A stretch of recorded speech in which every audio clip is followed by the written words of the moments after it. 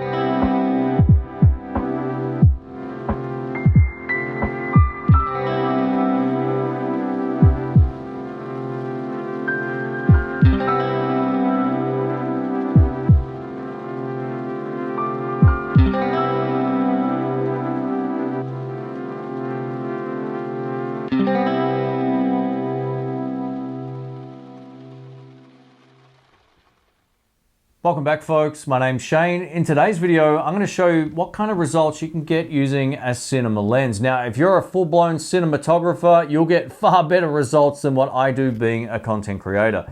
I was a little shocked that Fuji actually included these in the pack when they sent out their camera for review, along with their 23mm f1.4 prime lens. This is more like what I'm used to using.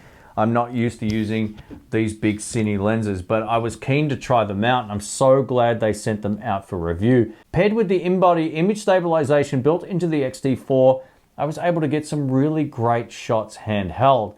These are designed to be mounted onto a tripod, and then you can set them up and get a focus puller and all that. But being that I'm a solo shooter, and I didn't want to bring a tripod to where I was shooting, I did everything handheld, and I still got some really great results. So I'll show you a little bit more footage shot with these inside.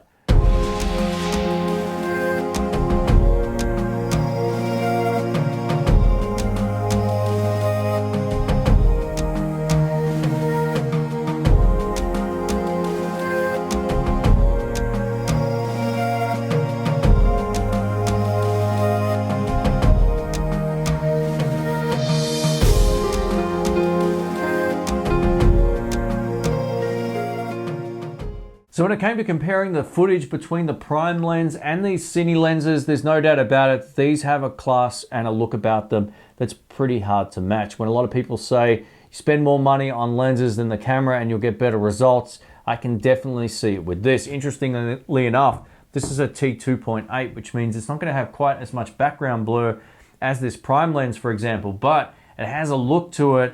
They're vastly different in their aesthetic, so you'll either like the Cine look or you'll be more drawn towards the prime lens look. Now, depending on your needs, this might be complete overkill, but if you're making a short film, for example, you could rent or buy one of these and get some really great results.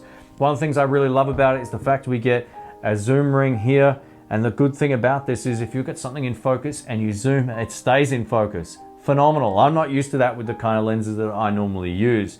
Everything about this, even from a handheld perspective, the focus ring felt fantastic to use.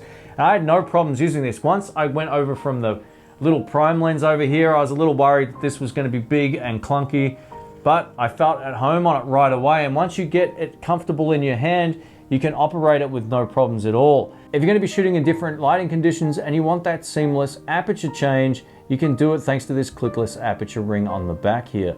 And it all feels just great handheld. I know you're supposed to hook this up and have someone else help you with focus, but just as a solo shooter, I had no problems using this whatsoever. When it came to the 50-135, I really loved the amount of background separation you get from your subject. It doesn't get super blurry. Again, this is a 2.9, but the more you zoom in, the more background compression you're going to get, but it never gets too overboard. Again, the colors and everything out of this straight out of camera looks spectacular. And again, in the right hands, you're going to get a kick out of the quality of the video. Now, if you're going to be looking at a Cine lens, there's obviously some huge trade-offs for going for different types of primes. One is size and convenience. A prime lens gets you really great results, but it doesn't give you the versatility and flexibility of these Cine lenses, nor the same look. Another trade-off is there's no way I was going to mount the XT-4 with a Cine lens on one of my gimbals. Not a chance. I didn't want to risk any of that.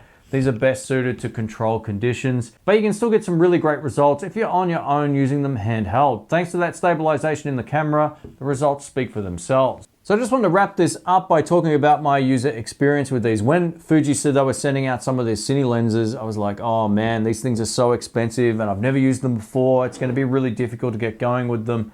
But that wasn't the case. They were extremely easy to get going. Now, I shoot manual focus a lot, and I had no problems getting this lens to do what it was I wanted it to do. But I still feel like the prime lens is going to be better suited to the majority of people out there, unless you're going to be doing paid commercial work or professional videography. Then you would want to go for something like this. The main reasons are you get far more flexibility with a lens like this in terms of its clickless aperture ring. You can zoom in and out and still get that really classy image. So I feel like just in terms of its overall video quality and usability, it was easy to get going, which kind of shocked me. So if you're watching this video and you're a professional, I just wanted to share with you some of the footage I was able to get with no experience. So if you've got more experience than me when it comes to these type of lenses, you'll get far better results. But overall, it's a great pair for the XT-4. Thanks for watching. See ya.